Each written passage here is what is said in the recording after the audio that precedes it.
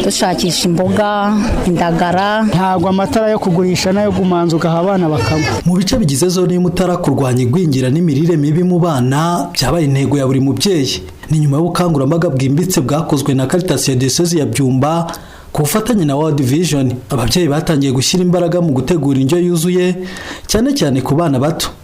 Ni muri urwo rwego abatuye Umutara bavuga ko imirire myiza itakiri inama gusa, ko ahubwo ari inshingano ya buri wese mu kurinda ejo hazaza h'abana.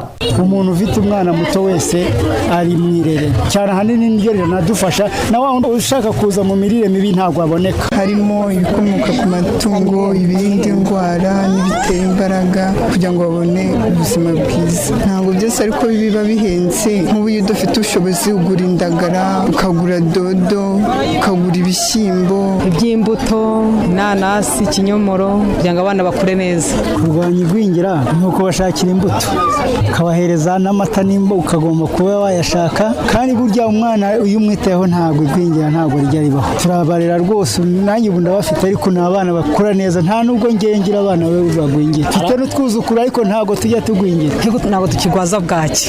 Ababyeyi hirya no hino icyo nababwira ni ukwita ku bana bacu, kuko abana bacu ni Rwanda rw'ejo, bakabashakira imirire myiza. Aba babyeyi kandi banashimira Caritas uruhare rwayo mu kubahugura no kubaha ubufasha bukenewe, by'umwihariko mu kurwanya imirire mibi n'igwingira, maze bakanagaragaza ko kurera neza abana bigira uruhare mu iterambere ry'ahazaza.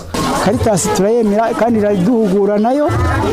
No mu miryango remezo iwacu hari Caritas ku masantarari yacu ibiri gukora. Ibyo ibyinshi byose natwe tugomba kubyishakamo. Caritas icyo ikora idufasha kugirwa inama mu ndyo yuzuye, dushishikarizwa gushaka indyo yuzuye. N'agacupa wenda wakanywa, cyangwa mukarizirikana abana ko aribo bagomba kurya intungamubiri.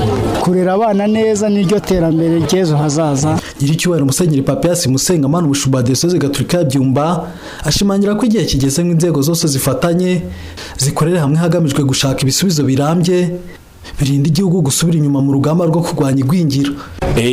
Hari ikibazo cy'imirire mibi tubona mu abana bagwingiye, ariko hari n'abakuru bagwingiye. Usibye ko no kugwingira ku mutima nabyo bitangiye kugenda bisa, atari kugwingira gusa ku mubiri.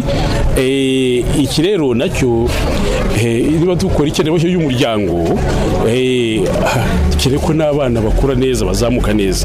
Niyo mpamvu rero byose tubihuza. Navuze mbivuga dufite amakomisiyo atandukanye, ariko twifuza guhuriza hamwe. Caritas yita ku mibereho y'abaturage bitavanguye, ariko tuzi ko muri abaturage harimo abakirisitu bacu nabo bafite ibibazo by'imirire mibi. Tuzifuza ko dufatanya, Caritas igifatanya na komisiyo y'umuryango, igifatanya na komisiyo y'uburezi y'amashuri, kugira ngo na bya bibazo bibangamira abana bijyanye n'imirire turebe uburyo tubitangamo umusanzu, kuko umubyeyi ufite umwana wagwingiye ntabwo umuryango uba wishimye cyane.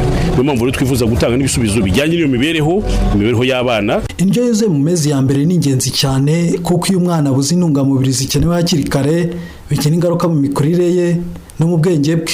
Nubwo igipimo cy'igwingira mu bana mu Rwanda cyagabanutse kikagera hagati ya 27 na 33%, imibare yerekana ko abana batagera kuri 20% aribo babona indyo yuzuye mu mezi ya mbere y'ubuzima. Inzego z'igihugu zihamagarira imiryango gushyira imbere indyo yuzuye mu rwego rwo kugabanya igwingira kugeza kuri 15% bitarenze mu mwaka wa 2029. Pascal Habineza, Radio Maria Rwanda, Diocese ya Byumba, muri zone y'Umutara.